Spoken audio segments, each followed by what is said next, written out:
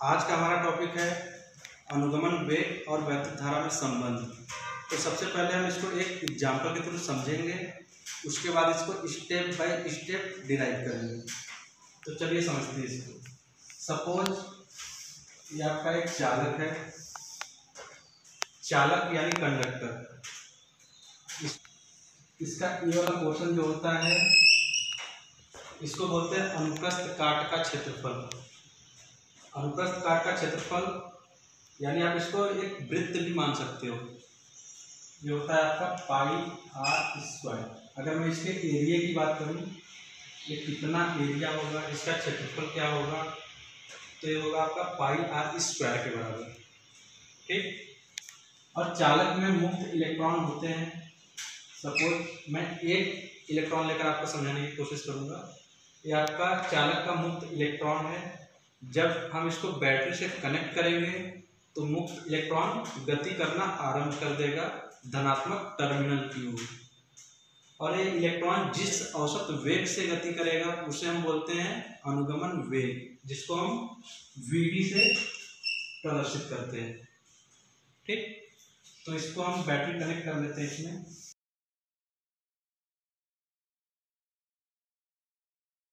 जैसे कुंजी में लगाऊंगा इसमें धारा प्रवाहित होने लगेगा, धारा I।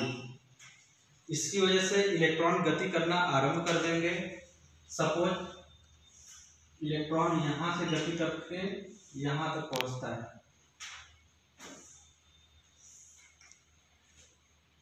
तो एक इलेक्ट्रॉन जिस औसत वेग से गति करेगा उसको हम बोलते हैं अनुगमन वेग, जिसको हम Vd से प्रदर्शित करते हैं।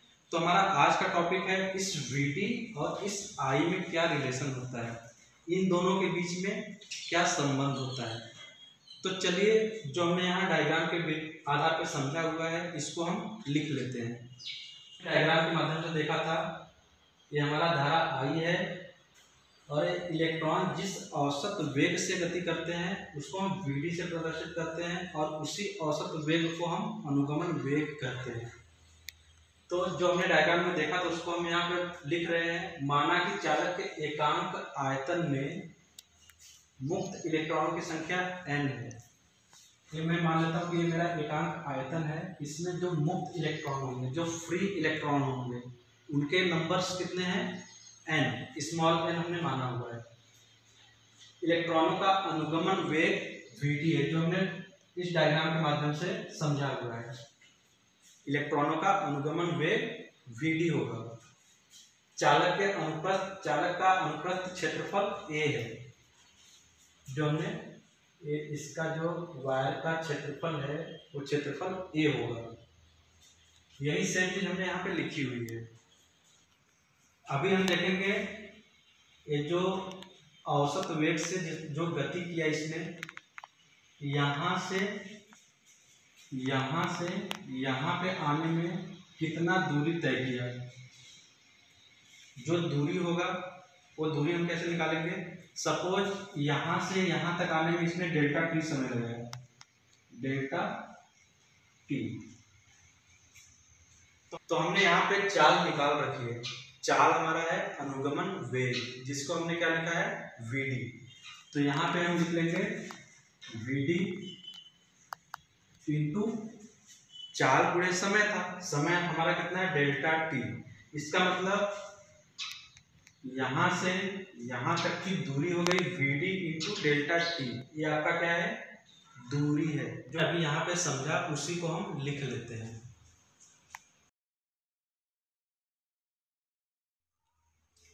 मुक्त इलेक्ट्रॉनों द्वारा डेल्टा टी समय में तय की गई दूरी, ये आपके मुक्त इलेक्ट्रॉन है। डेल्टा टी समय में जो दूरी तय किया है वो दूरी कितना होगा, चाल गुणे समय के बराबर होगा। आपका चाल है अनुगमन वेग और समय है डेल्टा टी, तो दोनों का मल्टीप्लिकेशन आप कर लोगे तो इतना ही दूरी तय किया गया है मुक्त इलेक्ट्रॉनों द्वारा डेल्टा टी समय में। इसके बाद नेक्स्ट स्टेप होगा हमारा डेल्टा टी समय में तय आयतन।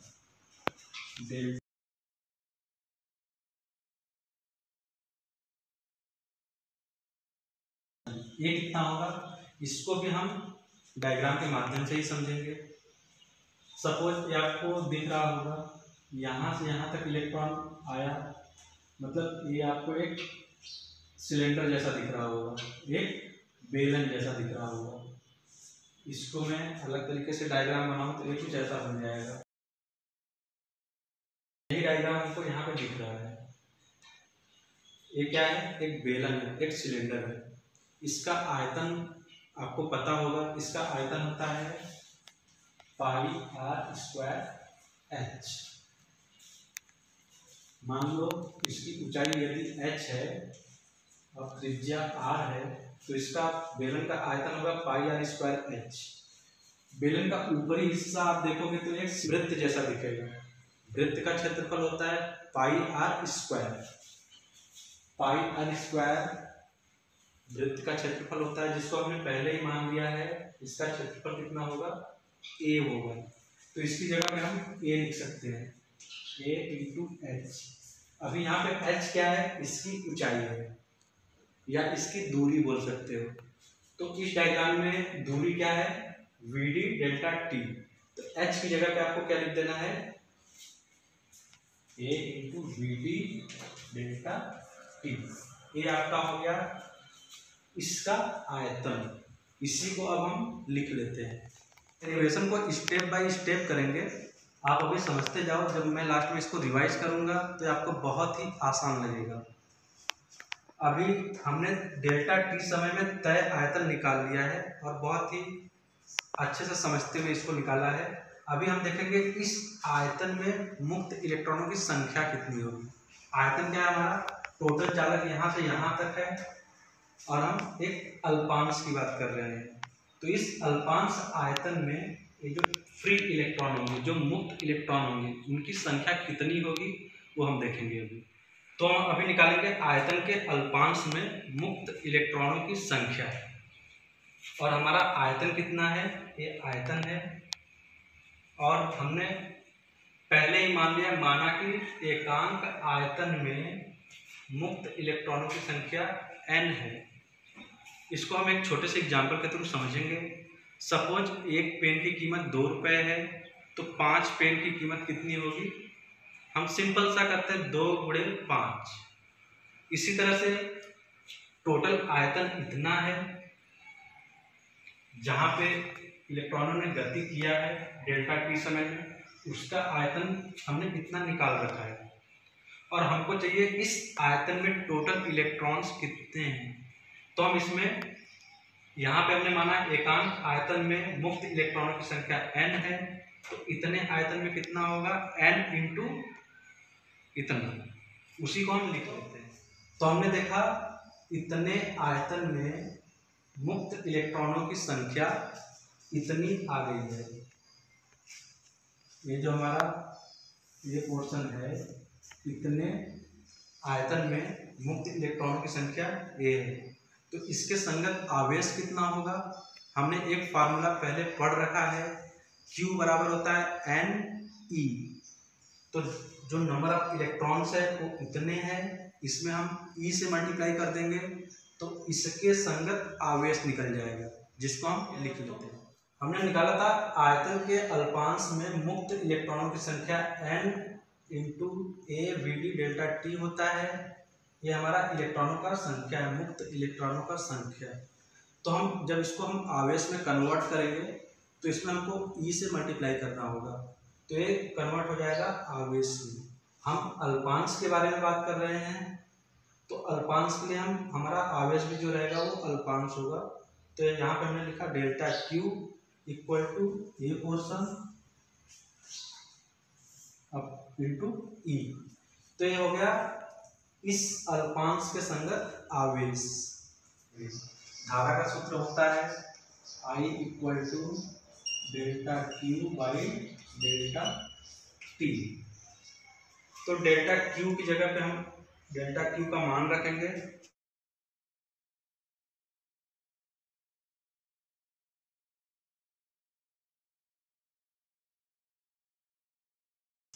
डेल्टा T से डेल्टा T कट जाएगा, काट लिया हमने। तो आपका बचेगा I बराबर NeAVD। ठीक, यही है आपका वैद्युत धारा और अनुगमन वेग में संबंध। यहाँ पे हमारा टॉपिक कंप्लीट होता है।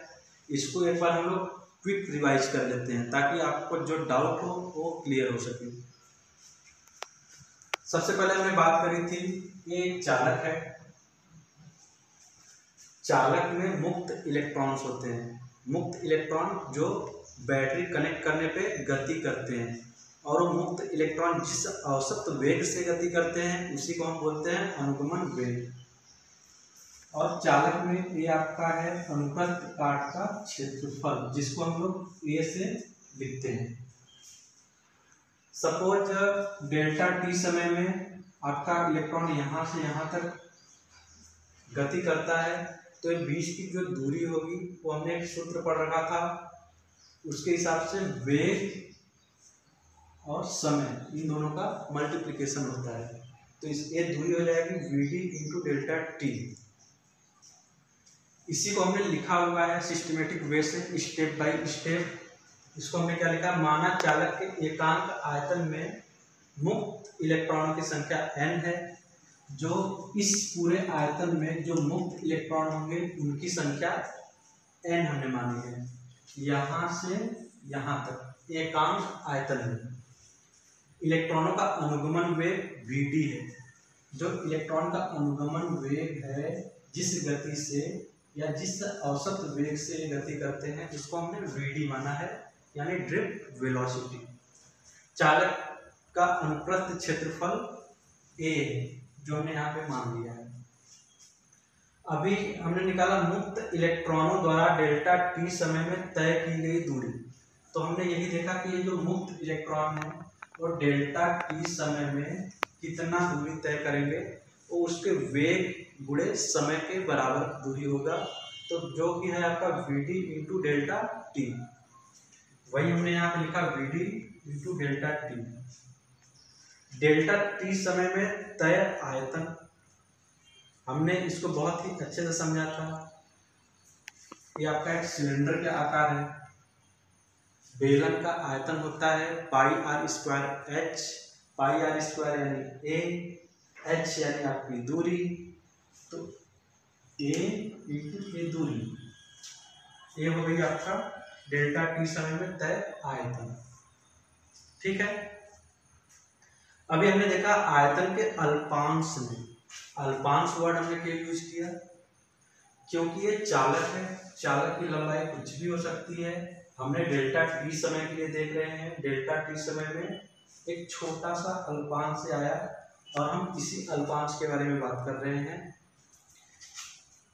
तो आयतन के अल्पांश में मुक्त इलेक्ट्रॉनों की संख्या n, एक एग्जाम्पल के थ्रू समझा था हमने। सपोज एक पेन की कीमत 2 रुपये है, तो 5 पेन की कीमत 2 गुणे 5 होगी। उसी तरह से एकांक आयतन में इलेक्ट्रॉनों की संख्या n है, एकांक आयतन में, तो इतने आयतन में कितना होगा, n इंटू ए होगा। अब इसके संगत आवेश, आवेश हम कैसे निकालते हैं, हमने एक सूत्र पढ़ रखा है। आवेश होता है Q इक्वल टू NE। ये हमारा ये नंबर्स है, ये इलेक्ट्रॉनों की संख्या है। जब इसमें हम E से मल्टीप्लाई करेंगे तो आवेश में कन्वर्ट हो जाएगा, आवेश बन जाएगा। तो हम अल्पांश की बात कर रहे हैं, इसलिए हमने यहाँ पे डेल्टा Q या डेल्टा Q बराबर ये नंबर इंटू E। अब हम इस आवेश को वैद्युत धारा के सूत्र में रखेंगे।